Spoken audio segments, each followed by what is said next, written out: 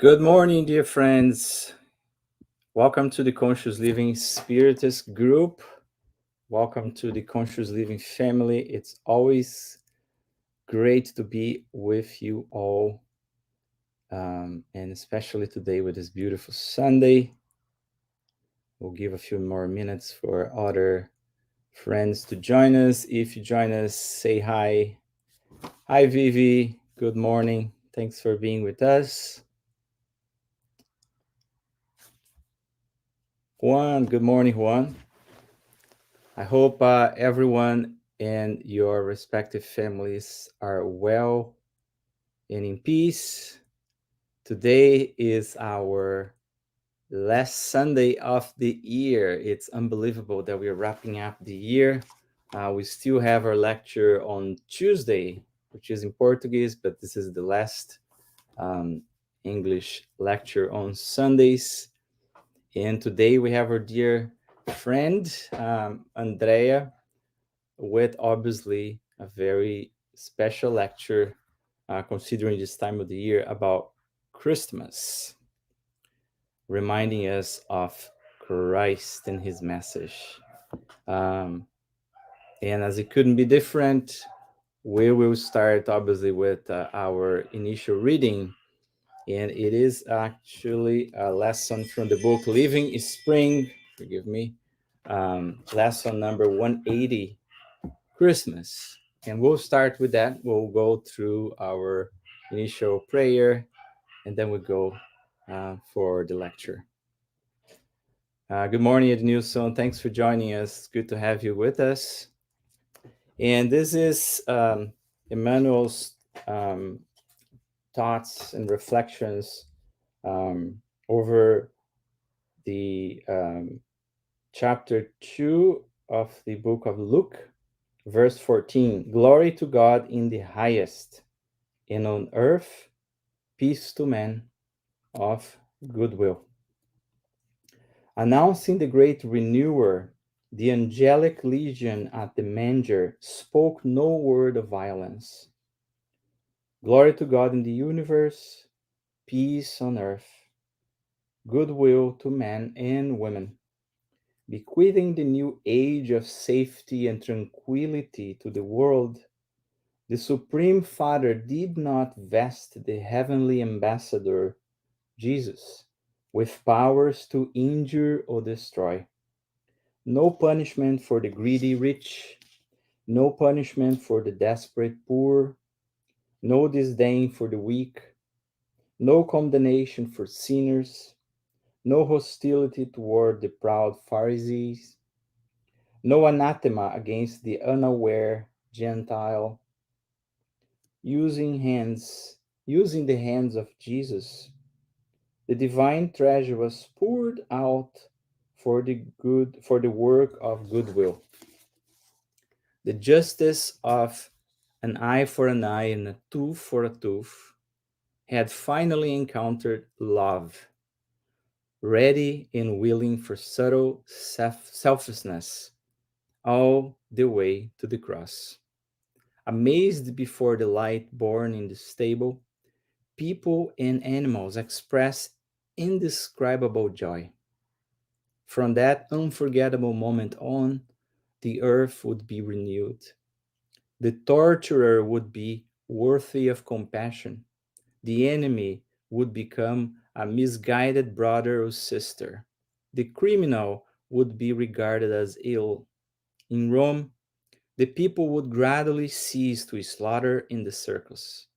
In Sidon, slaves would no longer have their eyes gouged out by the cruelty of their masters.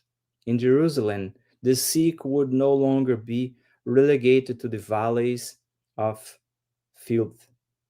Jesus brought the message of true fraternity. In revealing it, he passed victoriously from the straw manger to the bloody cross. Brothers and sisters, you who hear the sweet echoes of the angels' miraculous song at Christmas, remember that the Master came to us so that we may love one another. Christmas, good news, goodwill. Let us extend sympathy to all, and let us truly begin to live with Jesus in the splendor of a new day. What a beautiful and encouraging message to all of us. For those who are joining us right now, welcome. And we invite everyone for a brief initial prayer so that we can start with the lecture. So, for those who desire, let's close our eyes and elevate our hearts in gratitude to God, our Creator, and to Him, our beloved brother and Master Jesus. We are thankful for this very new day ahead of us. Thank you for the life, for our families, for our homes, for all the opportunities that we have to learn, to grow, even if they are challenging. We thank you for all the protection that we receive every day from our protector spirits, who are always encouraging us, inspiring us. Dear Master, please help us in these days where your name, through Christmas, is remembered by many of us. Help us to have the courage to continue our path with our trials, with our challenges. And may our hearts never give up, never lose hope, never lose faith. Please, dear Lord, help also those who treat your name and your examples with disdain, and forgive us in the moments when we are the ones doing that. Please help our brothers and sisters who are not here with us today in this morning. May your message, your love, touch every single one of our hearts. And we ask, please, that you inspire our dear sister Andreia, who prepared her thoughts, her reflections over the lessons that we are all going to receive this morning. May she be in peace to transmit all her love and her learning to all of us. Thank you, and so be it. All right, friends, welcome everyone to the Conscious Living Spiritist group, and I am going to bring us our dear Andreia. Good morning, Andreia. Good morning. Good morning, Marcos. Good morning, everyone. All right, Andreia, have a great lecture. Thank you. Good morning, friends. As Marcos mentioned, this is our last Sunday activity of our public meeting of the year. We break for 2 weeks. So it is very fitting that in this week, where we are all looking forward to the most wonderful time of the year, Christmas, we dedicate our time, our hour to our Divine Master.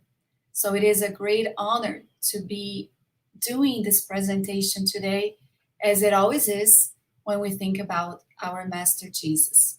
As you noticed, we misspelled the name Christmas as in Christ before anything else is what our focus should be when celebrating Christmas. I actually dedicate this presentation today to Terry, a very good friend, as a speaker of English as a second language, which is my case. I was always fond of using the word Xmas for Christmas. And one day we sent a greeting card on behalf of our Spirit Center. And he lovingly pointed out that when we write the word Christmas, we should never, ever take the word Christ out of it. And it stuck with me for always, because that should be the reality of our day-to-day life. We should always keep in mind the need to keep Christ alive. There was a letter that Paul wrote to the Corinthians, the second letter on chapter 9, verse 15, in which he stated, "Thank God," this is what he said, "thank God for his son, a gift too wonderful for words." And indeed, when we think about Jesus and we start reading about him, especially in the Spiritist literature, it actually does bring about this notion, this feeling that indeed Jesus is a gift too wonderful for words. In other verses, we see the translation as an indescribable gift too great for words. And if we haven't yet considered Jesus as such, I would like to read a paragraph from the book On the Way to the Light, which is a book dictated by the spirit author Emmanuel to Chico Xavier, in which he states the following. The traditions of the spirit world say that in the governance of all the phenomena of our system, there is a community of pure spirits chosen by the Supreme Lord of the universe, whose hands hold the guiding reins of the life of all planetary activities. From what we have been told, this community, made up of perfected angelic beings, of which Jesus is one of the divine members. And he carries on in explaining furthermore in talking about all of the phenomena related to our system, and then the building, the construction of our own planet. And then he goes on to explain the state of the spirit Jesus prior to him incarnating on our planet to be our guide and role model. But what we wanted to talk about is the fact that Emmanuel talks about Christ being the co-creator of our planet. And not only that, billions of years ago, Jesus was already in this state of angelic being, of a Christ being, so pure, so advanced, so elevated that we can't even conceive what that would mean.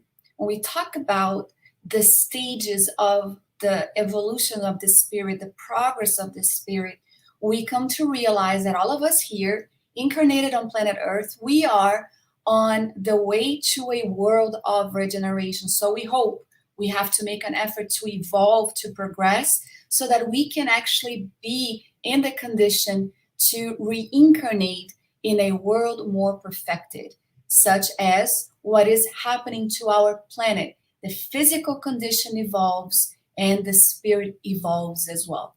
Christ was already perfect. He was already in the state of the perfection that a spirit actually aims to achieve prior to incarnating on our planet, prior to building, to co-creating our planet. And this in itself blows our mind. So why did he come? Emmanuel talks about some of the meetings that took place to decide the future of our planet, to decide when Christ would actually dive into the flesh and be among us. And so Emmanuel brings us the object of his visitation, why he came. And Emmanuel will state, he came to bring the immortal lesson of his gospel of love and redemption to the human family. And Joana de Angelis, she will state in the book, Wake Up and Be Happy, that he had come to build the monument of peace in people's hearts and to forever change the concepts of life and death in such a way that his ministry has remained insurmountable. Things have changed. The face of our planet has changed. The landscape has changed. Human beings, not so much. There has been significant change in our race. I'm talking about our planet as a whole. But she talks about Jesus as staying the very same, coming to us to bring that immortal lesson of his gospel of love, to try to assist us to evolve. as his condition of the second revelation, contained all of it in the gospel of love that he tried to bring us to the human family. This is the significance of Christ diving into the flesh to come and be with us, basically to demonstrate that love is the most powerful force in the universe. It is irresistible because it is the manifestation of our Father above. Love, she goes on to say, Joanna de Angeli goes on to say, is the soul of life and the life of the being. So Christ, Christmas of love, we have as our aim to talk about this irresistible force that he came to bring us. And Joanna de Angeli starts talking about Christ and the coming of it and what happened, how it happened. In the book Wake Up and Be Happy and also Empty Lives, she narrates the condition of our planet when he was about to incarnate. She says, it was during a night with turquoise colored skies, dotted with luminous stars, and visited by a gentle cold wind that he arrived on the battlefield to mark the new age and divide the history before him and after him. So she describes the earth in the condition of a battlefield. And often we have seen Jesus being called the commander of love, looking for new soldiers to be able to sow peace, to try to destroy, to battle out against devices considered as the ills of our lives, that which still holds us back. And she continues, his night became the day of eternal beauty. And the first cry that characterized the entry of air into his lungs became the music. Soon thereafter, he would transform into an incomparable symphony in the souls of the people. From that moment on, humanity will never be the same. He descended from the stars to become a bridge to God. It's very significant. When we look at Jesus as that most wonderful gift, so wonderful that we can't actually put into words, especially when we ourselves have already established such a relationship in which we are able to connect to him, and all of us have that capacity to do so. And not only that, the significance of being the one to be the bridge to God. When he established that we too are able to hold a relationship that is intimate, that is profound, that is significant with our Father above. Our Father, which art in heaven, was his prayer that he taught us with the Lord's Prayer. So it's really important for us to think about the meaning of Christmas. It's really important for us to take a moment and observe Christmas a little bit different. And why do I say this? Well, let's take a look. How has it been since the last Christmas? I want you to think back. I'm going to take a look here because I do see that we have some friends connected. And I want to hear from you in the chat. How has it been, if you feel like it, of course? How has it been since the last Christmas? Remember, we were in the midst of the pandemic. The pandemic here for us had really started in March of last year. And it started escalating. We started seeing how things were changing. Many of us were unable to be with our loved ones, being isolated at home because some of us were with COVID. Some of us were trying to keep safe from it. The vaccine had not yet made its way into our society, into our homes. So let's think back. How has it been since the last Christmas? I remember that we were with our immediate friends in Orlando, a family in Orlando, just the four of us, no one else. Myself, my husband, Marcelo, you guys know, and then my sister-in-law and my brother-in-law. And it was just us. Our parents were in Brazil, unable to come, and we started thinking about the significance behind that. When Christmas is supposed to be celebrated with loved ones, and we consider the festivities, and we consider the dinners and the parties and the glitz and the lights and the gifts, we were actually all invited to stay home. And perhaps some of us missed the opportunity to consider the significance of the pandemic and the significance of Christmas during a pandemic.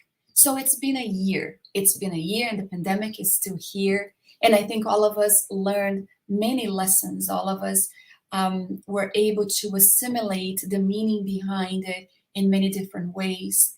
And it actually be a very cool discussion to have, because we feel that the pandemic changed everyone very differently, very uniquely. The idea of being isolated, of being invited to stay home and consider what our master was trying to teach us. He is, after all, our master, and we are the disciples. So there are things to learn still, because we have not reached the level of perfection. So this is what we are aiming at today during this week. We have a few days before Christmas to consider the message of Christmas. Have we contemplated about this? And then another question that comes: what if Christmas this year is not such a joyous one? What if we find ourselves utterly alone due to family emergencies, the passing of loved ones? How can we consider Christmas to be a happy and joyous time when I can't even carry the family traditions of gift giving because maybe I lost my job? Maybe I haven't yet found something that can sustain for my family.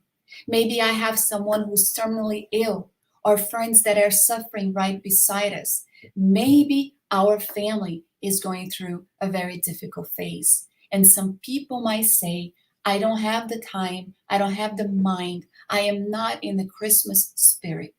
And this is what we wanted to talk about, because it is for that very same reason that we should be observing Christmas.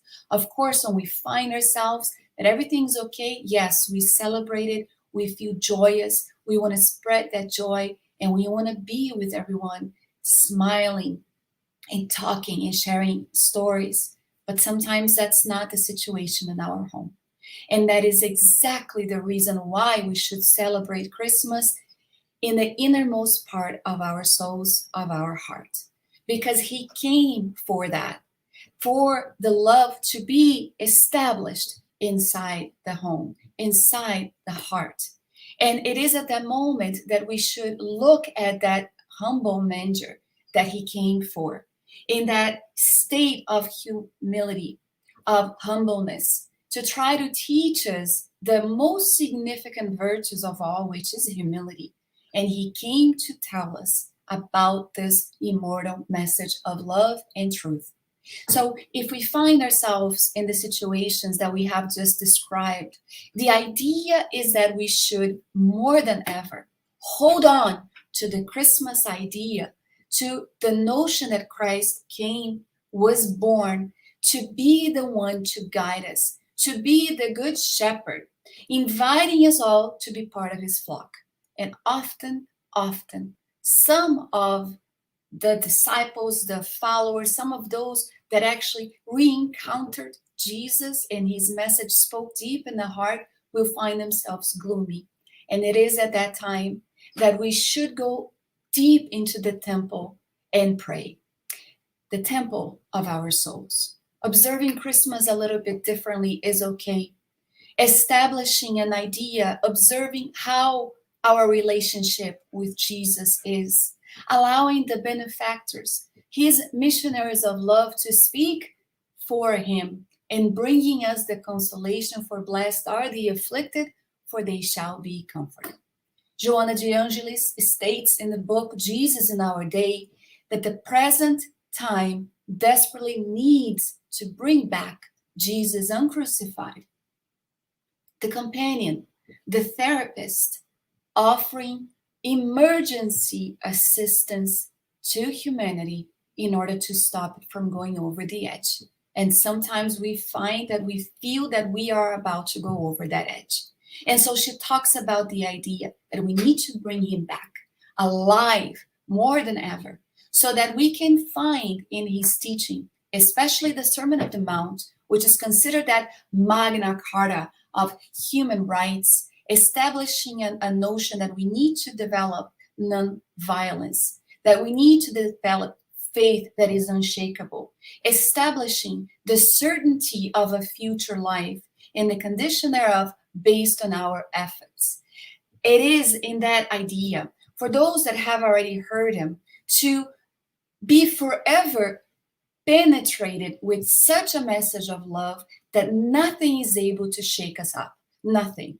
And even at Christmas time, we won't be gloomy. Yes, we will go through the difficulties. Yes, we might show in our face that things are just not right. But inside, there is no thunderstorm. There are no turmoils. There is the silent night of a holy night that he came to us to bring us that solace, to bring us that peace. So we are going to find in the teachings of Joanna de Angelis that Jesus is not only current due to his therapy of love and the lessons that he offers to contemporary men and women, but also on account of the very picture of the Beatitudes and the peace that he radiated at all times. And that's what we seek. This is what we celebrate, being aware of indeed we are celebrating. And this is the reason that when we think about Jesus, without the lessons that he brought us, that he granted us with, and the efforts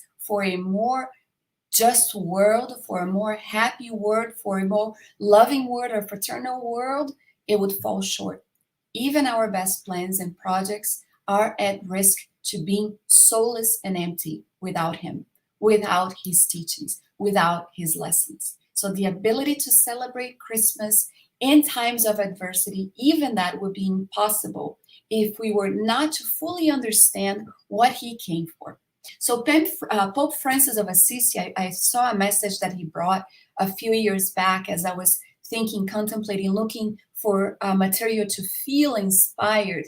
He basically said that we should not allow ourselves to be polluted by consumerism and indifference during Christmas time, that we should avoid experiencing a fake commercial Christmas.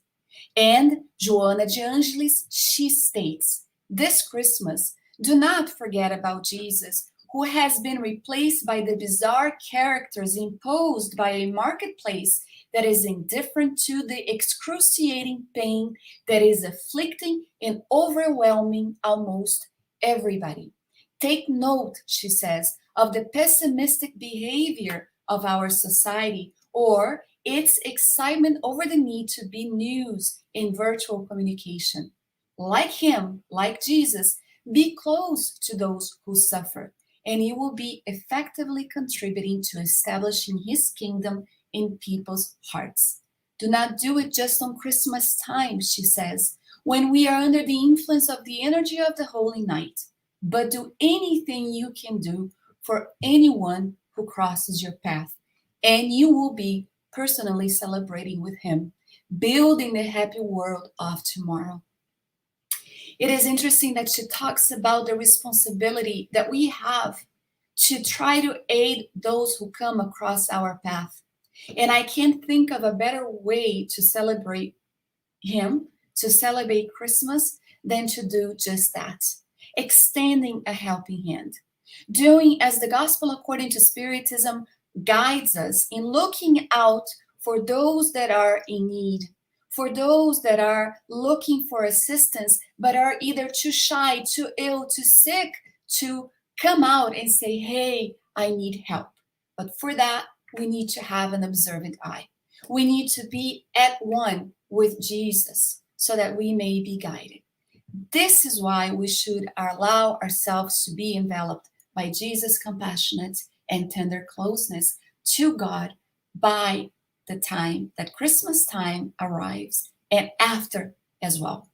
There is what Pope Francis talks about, a different atmosphere at Christmas. And we learn about that when we learn about the ability that we have to modify the very psychosphere that we live in when we pray, when our minds elevate in meditation, when we read a wholesome message, such as the one that our friend Marcos de Clay read in the beginning in the book, Living Spring.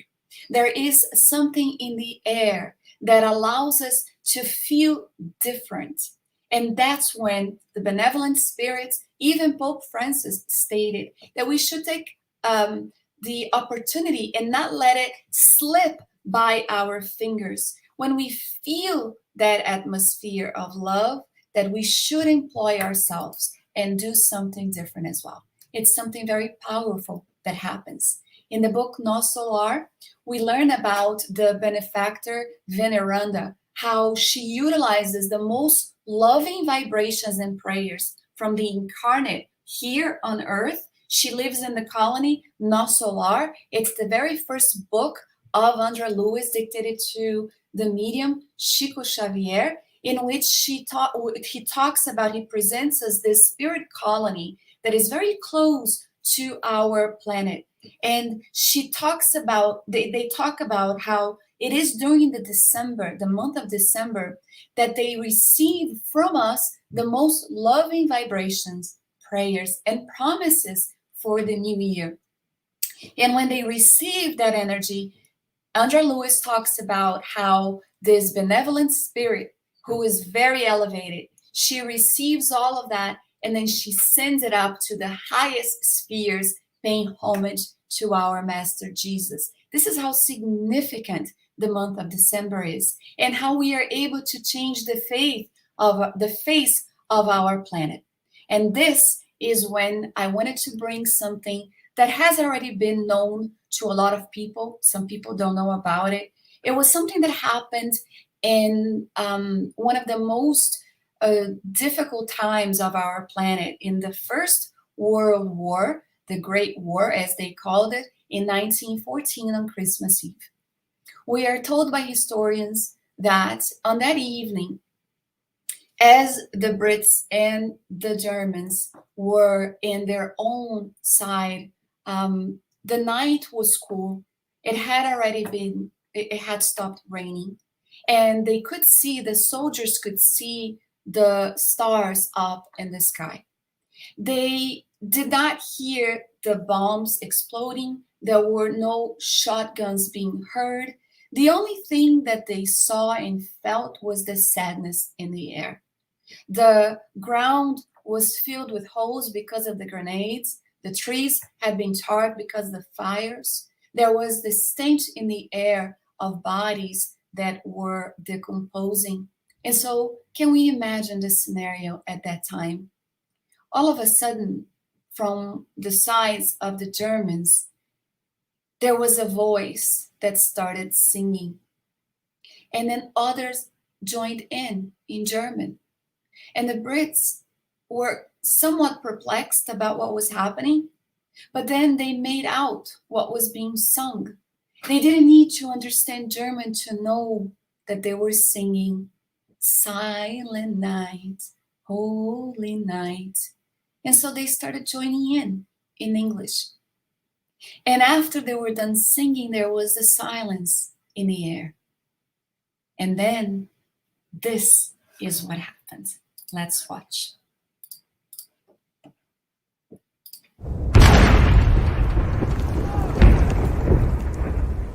Jenkins, opening. No.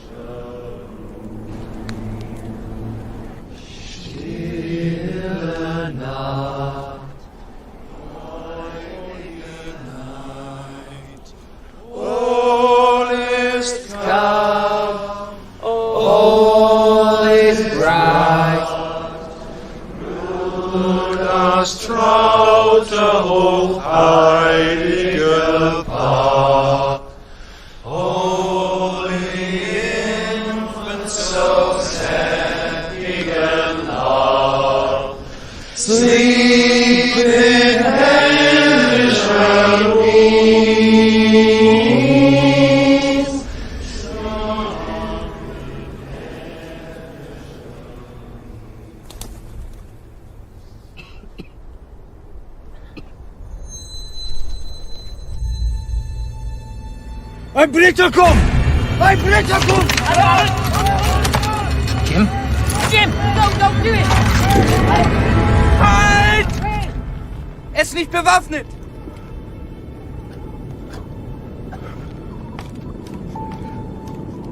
Nein, Otto!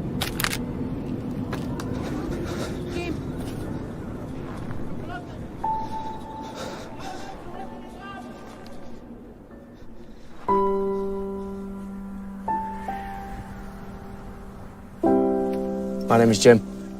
Mein Name ist Otto. Pleased to meet you, Otto. Freut mich. Rose, she's called. Ist schön. Ist schön.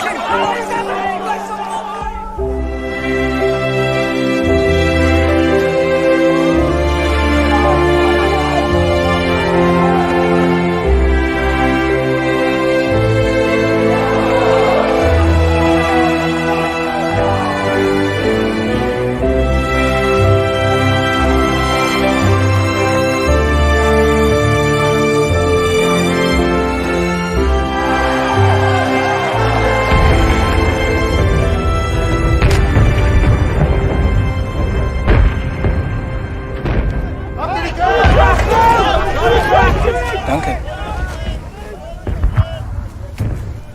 Happy Christmas. Frohe Weihnachten.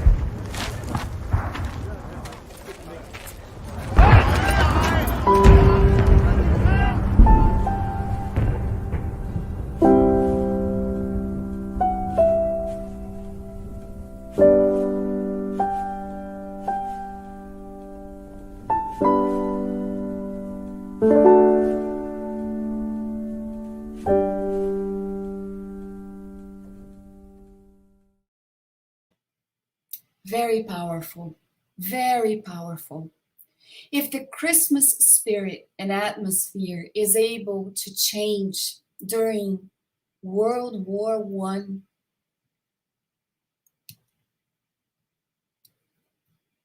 allowing soldiers to put down their weapons and allowing themselves for a few days, a couple of days, to be again boys playing soccer, exchanging gifts, which happened. Why is it that we are not able yet to put down our guns, symbolically speaking? Why is it that we are not able yet to optimize the feelings of Christmas, carrying it out through the year and work towards the reconciliation needed with our loved ones, with those who have erred against us? Why is it that we are not yet able to allow the love of Jesus to be so strong within us that it's inevitable to look to the side to see who might be in need of us? Lieutenant Kurt, a German lieutenant, he recalled how marvelously wonderful yet strange it was. The English officers felt the very same way. Strange is good, especially when we have been accustomed to things that we have been doing for such a long time. And so sometimes change feels strange, but it's good. It actually gets us out of our comfort zone to do something that is meaningful. The celebration of Christmas is a celebration of love. It is something that allowed at that time to bring mortal enemies together as friends, even for a short time. What if we were to allow that feeling to be engraved so deep within us? We would find that the opportunity being given for reconciliation in this life could actually be fulfilled as we envision prior to reincarnating. Joana de Angelis says, use the vibrations of Christmas to recompose the paths on which you have traveled, to modify your behavior for the better at the sound of his loving voice, and to experience the ineffable joy of the good in your heart. Christmas is the representation of the great moment when humanity received in its bosom that one who is life, the light of the world, and the excellent Son of God, linking all human beings animals and plants together as brothers and sisters in the destiny of the good.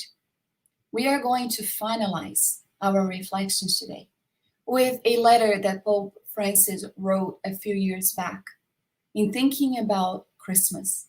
And instead of being a loud party and celebration, it is, even if we do have it, that we should set aside a moment to make silence so that we can hear the voice of love. Love with capital L. And then he will go on to say, you are the Christmas every single day when you allow Jesus to be reborn in your heart as he did in that humble manger. You are the Christmas tree when you allow yourself to utilize the lessons of the Master and not bend and break before the difficulties of life. You resist even the cold and harshest winters of the soul. You are the Christmas decoration when your virtues are the colorful lights that actually decorate your own and attract others to look at. You are the Christmas bell when you call upon others, when you congregate, when you unite people, when you reconcile with your enemy. You are the Christmas light when you live a life that is filled with the good, when you are patient, when you're joyous, when you're generous, and you allow that light to light the world of others. You are that guiding Christmas angel when you are able to guide others towards peace, towards justice, towards the one who has modified your inner landscape of your life, Jesus Christ. You are the guiding star. You are also the wise man when you are able to give the gift of yourself, the better of yourself indistinctly to others. You are the Christmas song when you are able to develop within the inner harmony, utilizing the symphony of the Beatitudes of Christ to modify your own life. You are the Christmas gift when you're able to behave yourself and conduct yourself as a true friend, as a true brother, sister, child, father, mother. That's the Christmas gift that you can be. You will be the greeting Christmas card when you are able to send messages of forgiveness, reestablishing again peace, even when it demands a greater sacrifice. You are the Christmas dinner when you're able to satisfy the hungers of others that are in need of affection, of love, of being seen. This is why, and we finalize our message today with Joana de Angelis. This Christmas, we should let Jesus' love fill our hearts, which in turn should pour towards others. Let it be filled so much that it pours, that overflows in the directions for those for whom he came, our suffering brothers and sisters in humanity. She says, do more. Let him be reborn in your soul and give him the shelter of your heart so that he may remain with you all the days of your life. On this note, dear friends, I want to wish you the merriest of all Christmases. I wish that it is a night filled with moments where we can feel him deep in our souls, regardless of the circumstance that we are in. Let us be reminded there is a reason, perhaps symbolic, why Christmas falls at the end of the year, as if renewing us for the year that is to start. We wish you a very Merry Christmas, and yes, a Happy New Year. We will see you again next year on January 9th. I thank you for being part of this family, for being with us as we continue to look for a physical place. But I'm done talking, and I'm going to call my brother, Marcos, to play back into the screen, saying once again, thank you. Thank you, Andrea. What a beautiful message. Very emotional. And thank you for reminding us that the real Christmas is possible even under the storms that we all live in our homes anonymously. When the Christmas of many people feels like the that chimera of perfection and happiness, and we all feel the storms accompany us, it's always important to remind ourselves that it is possible that we do have a Merry Christmas, a special Christmas, because it's not the parties and the gifts and the exterior um, ceremonies that we created around the theme that matters, right? But the consolation, the strength, the message that you so well brought to us. So thank you.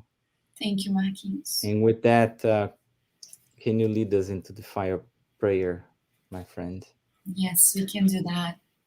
Inviting everyone who's connected with us right now, even after the live, to open our hearts.